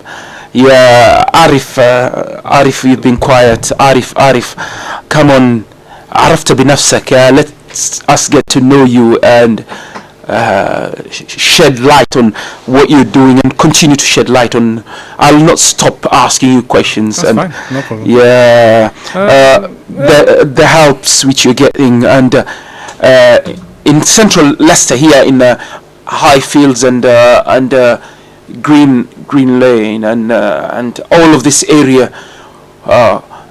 Do you usually touch around, going around here, and people? Do you get most of your bulk of your help from around here? It varies, to be honest with you. No, I wouldn't say that. Like I said, because of the way the group is, there's people from around Leicestershire, and they just donate from wherever they are. It doesn't mean it's just Evington or Highfields. It's Beaumont Leys, it's Glenparva, it's Blaby, it's Hinkley, Barwell, Coventry. People donate from everywhere. Listen, Arif, these people of here, especially Highfields and Evington, and we are known to be the most generous of all. Because the convoys to Syria. Oh, of course. Yeah, the convoys to Syria, the convoys which goes to France, and those people helping the Syrian refugee. In just a few minutes ago, let's say an hour ago, we had tremendous brothers who went to Lesbos and all those areas. They went to the flooded areas in Yorkshire and we went as well. Yeah. See, well. I have a way of getting words out of you. Tell us your trip to the flooded areas and. Well, that was a tricky one as well. I mean, it started back on the Christmas holidays. I think the floods generally happen on Boxing Day, and I've got family up in the northwest, so we were up there anyway. My wife's family is from up there as well. So while we were there, there was flooding in a place called Stoneclough near Bolton. And I seen it on the news, and then the next day I went down there and just took some cleaning products. But to be honest with you, people were like, I think they were still shocked and stuff. And it was just me on my own then. From there I went to Blackburn, where my wife's family's from. And the local mosque there, they assembled a team together to go and help in a place called Whalley, which is a village 7 miles away from Blackburn. And we went there, took loads of... Sorry? My hometown. What? Blackburn. Oh, okay, this is hometown Blackburn. So shout out to Black. Yeah. Whalley is actually a village out of Blackburn. So when we went to Whalley, honestly, it was chaotic. Yes. It was really bad. You just feel so sorry for these people. Yeah. You can imagine you sat there in your own room, or you're standing in your front room, and you've got water up to your knees. Yeah. Your carpet's ruined. You're praying it's not going to go higher than the electric sockets on the wall. Yes. Your sofas are gone because, oh my God, in effect, the silt, mud, and rubbish and God knows what else in that water. And you got to imagine how high this water rose, because you see canals or whatever. You're looking at them over a bridge. You've got the riverbed, then you've got banks that come up horizontally. On them banks you have trees. Trees are quite tall. The branches are up really high. So on the branches you're seeing bags and paper stuck on the branches. So you imagine how high that water's got to get as high as the trees, then spill out into the streets through people's cellars, and go up the streets and keep on climbing over flood defences as well. Because flood defences, from what I seen, weren't very high, and it went over the flood defences. And then you got people that, like single women who don't have anyone at home, old women even. Because when we were in Wally, I was walking past. What happened? The water wasn't safe to drink, the tap water.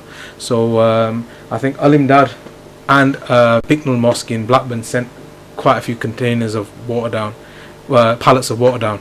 So we were giving them out to people in the streets and knocking on doors and saying, look, do you need some drinking water? And the lady come out and she goes, excuse me, can you help me please? I'm like, yeah, sure, what's happened? And she goes, I've got nobody to help me and everything in my house is ruined and it needs to be taken out. Because what the council were doing was they were bringing skips every couple of hours, and they were collecting skips and bringing skips, collecting skips and bringing skips. So as soon as the skip came, everyone was like chucking all the stuff inside. Now this lady goes, I've taken photographs for insurance purposes, but I've got no way of taking it out, because don't forget, when you got a sofa that's heavy with water, With water, can't pick it yeah. up. So I went back to the village hall in Wally and we got about 6 people. We came down, we started ripping the carpets up, taking all the sofas out, and she was so appreciative. She started crying afterwards. And she goes, I don't know what I would have done without you guys. Honestly, thank you so much for coming down. People were driving past, peeping the horn, saying thank you for helping us and stuff. And yeah, that was that. And then I came back to Leicester, and the week after, 22 of us went from Leicester to York to help out. And it was similar scenario there as well. It was just mainly cleaning up, and the aftermath of the water once it's receded is just crazy silt and mud in people's houses. And I think we went to this restaurant where the guy put a shout out on Facebook, because we were on some groups on Facebook that for flood people that were on there, and we said, look, we're here, there's a team of us here, if you need help, give us a shout. So this guy from a restaurant in the middle of York said, look, we need help to clear up and stuff. So we went down there, and what happened was the cellar flooded, and his used oil was in a vat, like a container, that spilled over into the water. And once the water had gone, the oil was stuck everywhere. So we went there and we started, putting bleach down and scrubbing the floors and whatnot. And the guy said, what you've done for me in an hour has saved me 2 days of labour, thank you. And yeah, so like I said, another group from Highfields, the Shuban youth group, they went to a place called Bury. And they went there, and apparently this place they went to was kind of like closed off from everywhere. It was kind of forgotten, to be honest with you. And they ended up cleaning out gutters and sewage with their hands.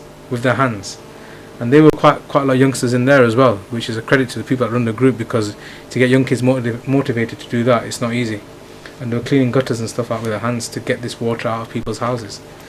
And yeah, it was a really, really bad time. You really feel sorry for them people that suffered that. We're really thankful, Arif, for representing. Oh, that's beautiful.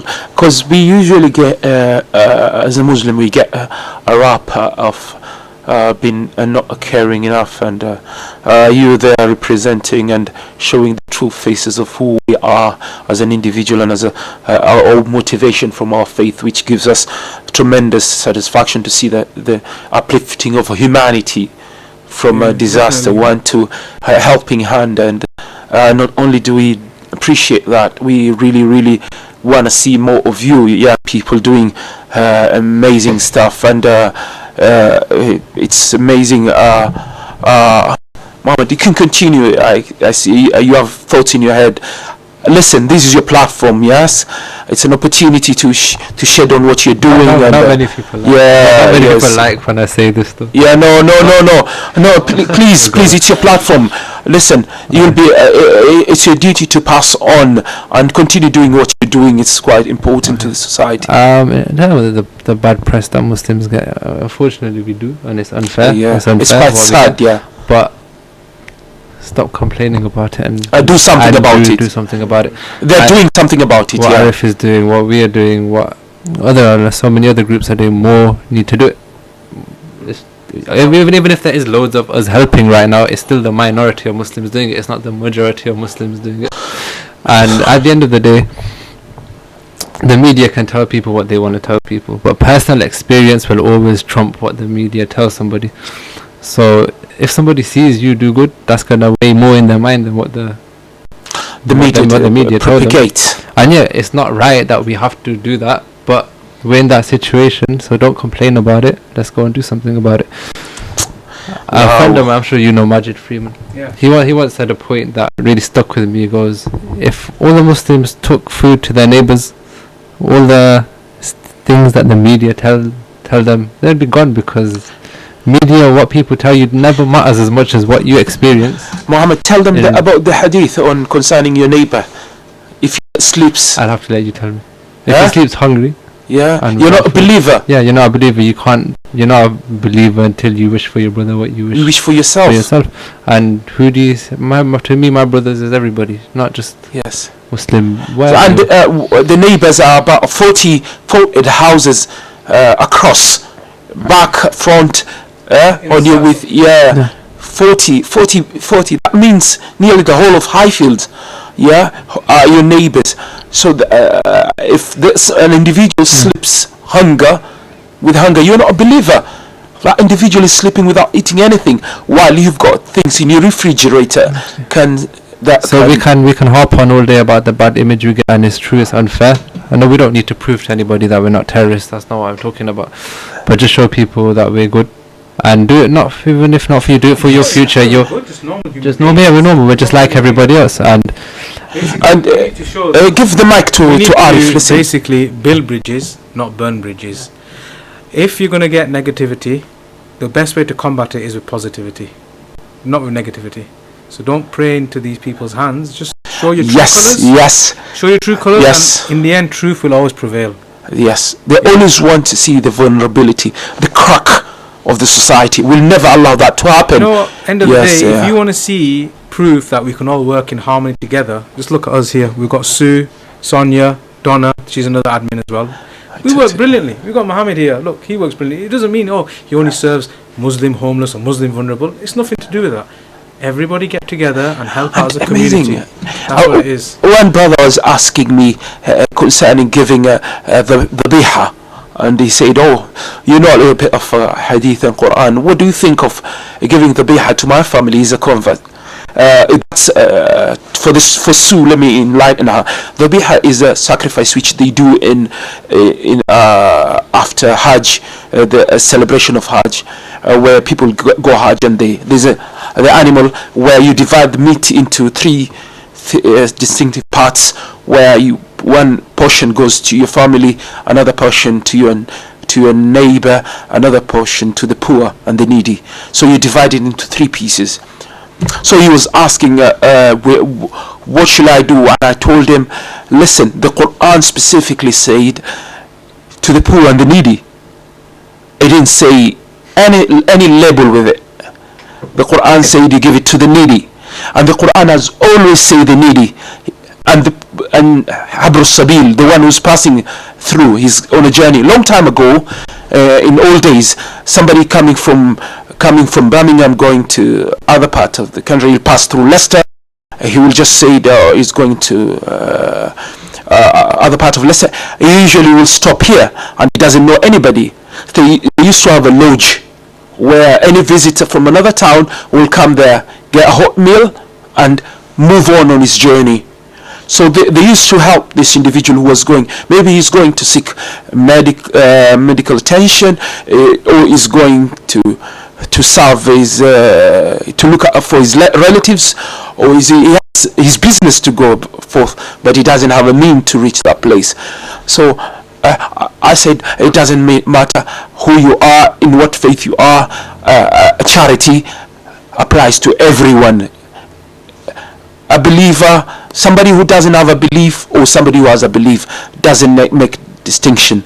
It's anybody who is in need is welcome to be helped on charity.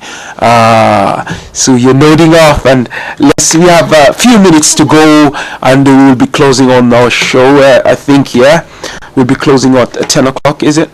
Yeah. So enlighten us. What do you think of our discussion? I call it chit-chatting. We were chit-chatting. This is we talk and inform people. And I think it's good because the more people are aware, then the bigger it'll get. The more people are helped. So the more that people like you, or people we walk around in the streets, or families or friends, the more we can tell people be doing what they do, because without, like you say, without those and the gifters, we can't do anything. We can't do anything. It's getting bigger and bigger and bigger, and before you know it, we're all sort of connected through the air. Somebody can, You've got always helping somebody. so we can make sure that somebody doesn't put his head on in sleeping while it's hunger or is cold. Instead of walking by, don't walk by. You know, stop. You know, if that lady had walked by that gentleman. Yeah, it could be a. Don't tell. Yes. And yet next year he may be a solicitor. He may. Bring up here. That man is under that coat. He could be anybody. And yet, if she He walked could- by, he may not have seen the day after. He could have been the person who invented a medicine for cancer. Instead of walking Yeah. by and thinking, oh, he's asleep, or you know, oh, he's just lying there. Oh, he needed help. He needed help. Yeah, even if it's not, he cannot feel his belly or remove the coldness, you can at least say hello, and maybe you're the only person in that day say hello, yeah, and say a word or two. That could be extremely helpful. Yeah. Wow, that's amazing. We are running in with minutes, and Mohammed, I like you because you're quite an inspiring figure. You're quite inspiring figure. You're young, very young, but compared to most of us, but not young at all on your ambition, and your drive is quite up there.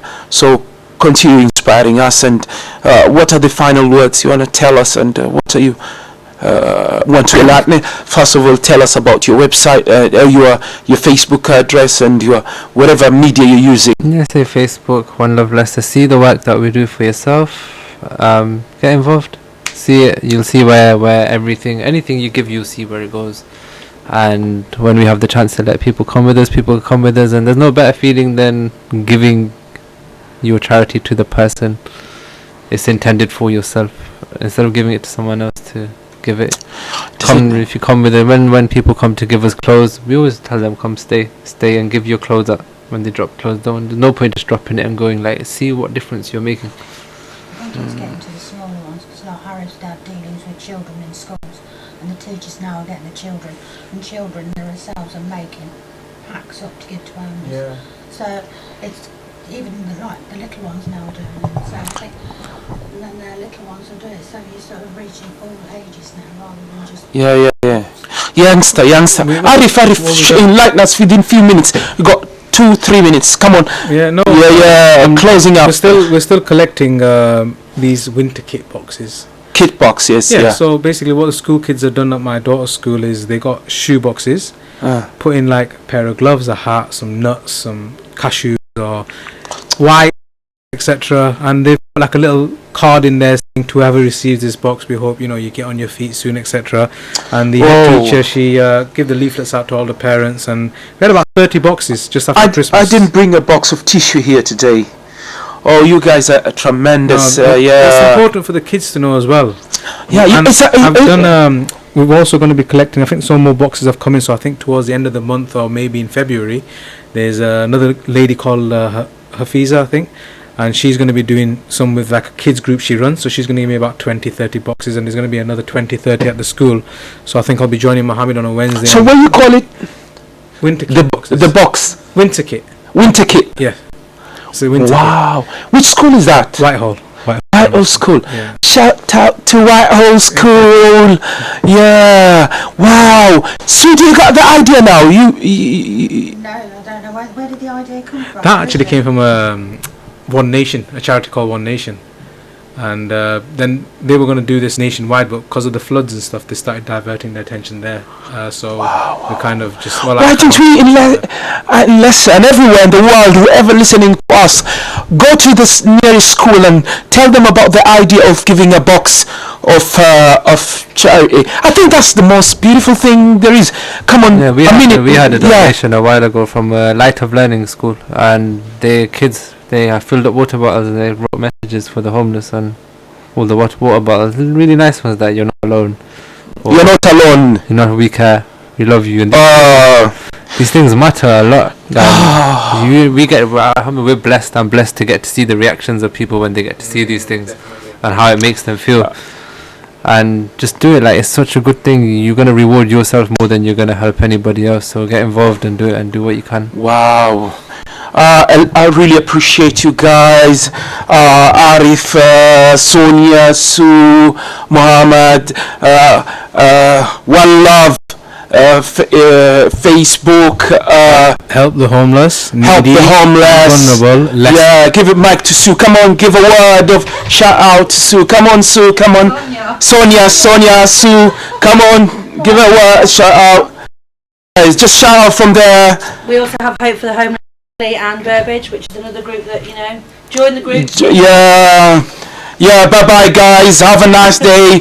This is Radio Munadil Islam, broadcasting Islamic programs locally and globally 24/7. Bye-bye, you are with Abdul Rashid. Assalamu alaikum wa rahmatullahi wa barakatuh. He was a person who was true to his word, and he was a prophet and messenger as well. But then now listen to the description that Allah praises him with. وَكَانَ يَأْمُرُ أَهْلَهُ بِالصَّلَاةِ وَالزَّكَاةِ وَكَانَ عِنْدَ رَبِّهِ مَرْضِيًّا. And he would command his family to pray and to give the zakah, and he was somebody whom Allah Ta'ala was pleased with. Likewise, Imam Muslim rahimahullah narrates in his Sahih أن النبي صلى الله عليه وسلم كان إذا أوتر قال قومي يا عائشة فأوتري. Prophet sallallahu alaihi wasallam, when he had finished praying his witr salah in the end of the night, he would say to his wife Aisha, "Oh Aisha, get up and pray your witr." So he wouldn't say, "Miskina, poor lady, she must be tired, let her pray later on." And likewise, our sister, when you see your husband coming into the house after a long day's work and he falls to sleep, you mustn't say, "Man, he's been working all day, let him rest." Now is the time to pray, and rest is afterwards. Encourage him to get up and to make his wudu and make his way to the masjid with the jama'ah of the Muslimin. Get up, O Aisha, and pray your witr salah.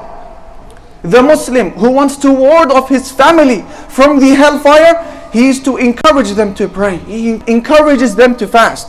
He encourages his wife to make up the days that she has missed in Ramadan. He encourages his wife to pay the zakah of her jewelry. How many of us we do that? She encourages her husband to get up and go and pray with the jama'ah, and to lower his gaze and fear Allah with his language and akhlaq. وَكَانَ يَأْمُرُ أَهْلَهُ بِالصَّلَاةِ. He would command his family to pray. The Prophet sallallahu alaihi wasallam says, as was narrated by Imam al-Bukhari on the authority of Abi Burdah, on the authority of his father Abi Musa al-Ash'ari, that the Prophet sallallahu alaihi wasallam said, ثَلَاثَةٌ لَهُمْ أَجْرَانِ. There are three categories of people who will be given their reward twice. And one of the three, he said, وَرَجُلٌ كَانَتْ عِنْدَهُ أَمَهُ فأدبها فأحسن تأديبها وعلمها فأحسن تعليمها ثم أعتقها فتزوجها فله أجران. He says the third of these three is a person who possessed a slave woman, but he raised her to have good character and he educated her well, and then when she reached the age of puberty or the age of marriage, he freed her and then married her. Allah Almighty will give him his reward twice. What is amazing about this hadith is that when you look into the place where it was documented in Sahih al-Bukhari, and you read the title which Imam al-Bukhari chose to put this hadith under, there is something strange. The title of the chapter which this hadith is recorded under, Imam al-Bukhari says what? Babu تعليم الرجل أهله وأمته. The chapter of the educating of a person's wife and slave. Although the hadith which he recorded did not speak anything about the educating of the wife or the family, it only spoke about the educating of the slave. Yet Imam al-Bukhari says the title of the chapter of educating your wife, your family, and your slave. Why? Ibn Hajar al-Asqalani explains the secret in his Fath, and he says, إِذِ الْإِعْتِنَاءُ بِالْأَهْلِ الْحَرَائِرِ فِي تَعْلِيمِ مَا فَرَضَ اللَّهُ وَسُنَنَ رَسُولِهِ صلى الله عليه وسلم آكَدُ مِنَ الْإِعْتِنَاءِ بِالْإِمَاءِ. He says, because if we are commanded to educate and raise and teach a slave woman in terms of the obligations of Allah and the sunnah of the Prophet of Allah sallallahu alaihi wasallam, then we automatically understand by default that it is even more of an obligation to teach a person's family and wife, who are free, who are not even slaves. And this is why he chose this title. And brothers and sisters, this is the secret why the Prophet ﷺ would open up the floor. He would open up the platform for his wives and his children to come and ask him questions without feeling intimidated, without feeling shy. Ibn Abi Mulaika, he says, speaking about our mother Aisha, as Imam al-Bukhari rahimahullah narrates, أن عائشة زوج النبي صلى الله عليه وسلم كانت لا تمر على مسألة لا تفهمها إلا راجعت فيه حتى تعلمها. Aisha radiallahu anha, every time there was an aspect of Islam that she failed to understand, she would continue asking questions to the Prophet alayhi salatu wassalam until she understood it. Now I ask a question here. If she radiallahu anha did not see or sense from the Prophet sallallahu alaihi wasallam a willingness to listen to her questions, and patience with her inquisitiveness, and a vast and a huge heart which will be patient to accommodate her inquisitiveness, would she have asked? Of course she wouldn't have asked. How many children on that note are terrified to come close to their fathers and ask questions? They crave, wallahi, the daughter and the son, they crave to go next to their father and to open up their hearts and to speak to them as they do with their friends about their dilemmas and issues that they are experiencing, but they can't because the father doesn't promote this in the house, although he claims that he promotes, but in reality he doesn't. And this is seen when he enters a room and everybody is talking, and then they all drop into pin drop silence, and it is now mute mode, and he gets angry. Why did you all go quiet when I come in? What's wrong with you? And it is as if they want to say, this is why. They wish they can speak to their father and mother and open up with them as they do with their friends, as opposed to being disgraced and humiliated and disparaged. Imam Muslim narrates أن النبي صلى الله عليه وسلم أتي بشراب فشرب منه وعن يمينه غلام وعن يساره أشياخ. Prophet صلى الله عليه وسلم was presented with a vessel, and he drank from the vessel, and to his right was a young boy, and to his left were many old respectable men. And it is the sunnah, of course, to begin presenting the food or the drink from the right hand side.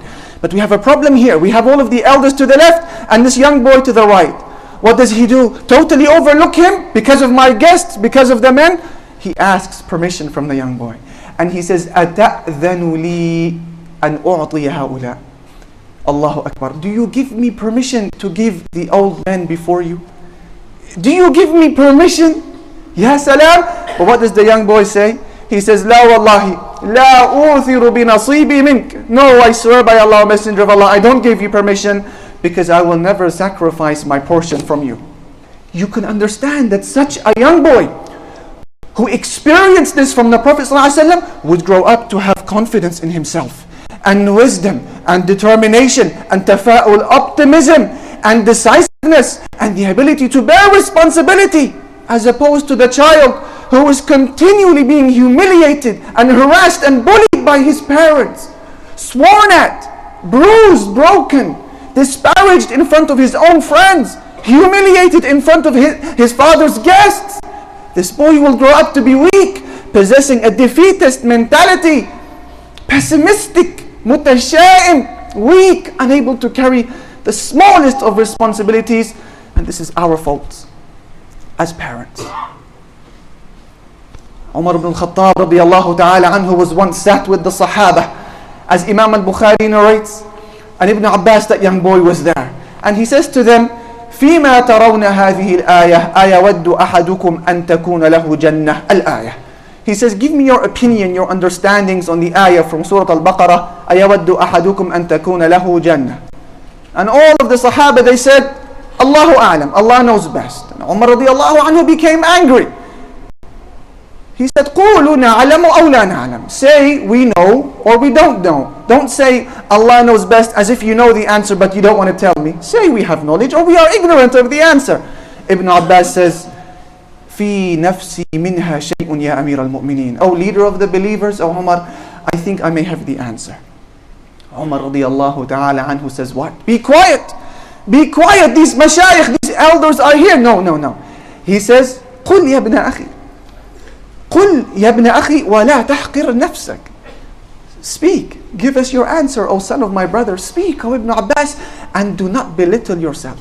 Allahu Akbar. See, even the successors of the Prophet ﷺ inherited this tarbawi mindset, this educative mindset.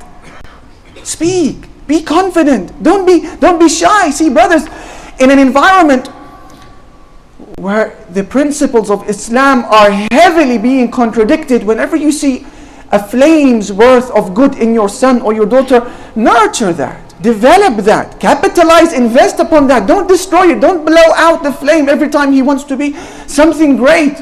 Encourage him. Speak, O Ibn Abbas, give us your verdict, give us your opinion. Imam al-Khattabi mentioned in his book Sharafu Ahli al-Hadith that Ibrahim ibn Adham قال لي أبي يا بني اطلب الحديث ولك على كل حديث سمعته وحفظته مني درهم. Ibrahim ibn Adham said, I remember my father saying to me when I was a young boy, oh my son, go and study hadith, learn hadith. And for every hadith that you hear and you memorize, I will give you a dirham. And he says, فَطَلَبْتُ الْحَدِيثَ عَلَى ذَلِكَ.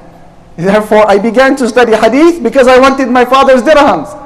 But later on when he became an adult, he became, of course, Ibrahim ibn Adham. So develop these characteristics in your children, ya ikhwan. Nurture them, especially in an environment where all the principles of Islam are being contradicted. You see khair in your son, you are so fortunate by Allah subhanahu wa ta'ala to be given this son or this daughter. Develop them, or your wife or your husband. Develop them. Don't disparage them or weaken them. Don't say it is their fault that they are far away from Islam. I hate them. This is how they are. Out. I don't want to see them. No, we should say the words of the Anbiya. The words of Lut alayhi salatu wasalam, who called upon Allah for his family in the promiscuous, filthy society that he was in. What did he say? Rabbi najjini wa ahli mimma ya'malun. Oh Allah, please save me and my family from what they are doing. Repeat the words of Prophet Nuh alayhi salatu wasalam, who called upon his disbelieving son. He didn't say, I don't care about him, he's old enough to know what's right and wrong. He says, Ya bunayya irkam ma'ana wa la takun ma'al kafirin. Oh my son, please come ride with us the ark before the flood comes and don't be one of the disbelievers. He didn't say leave him. He deals with himself. He is a mu'anid, an arrogant disbeliever. No, please ride with us. I am your father. I'm responsible for you. And don't be from the disbelievers. Look at the words of the Prophet Muhammad sallallahu alaihi wasallam. Your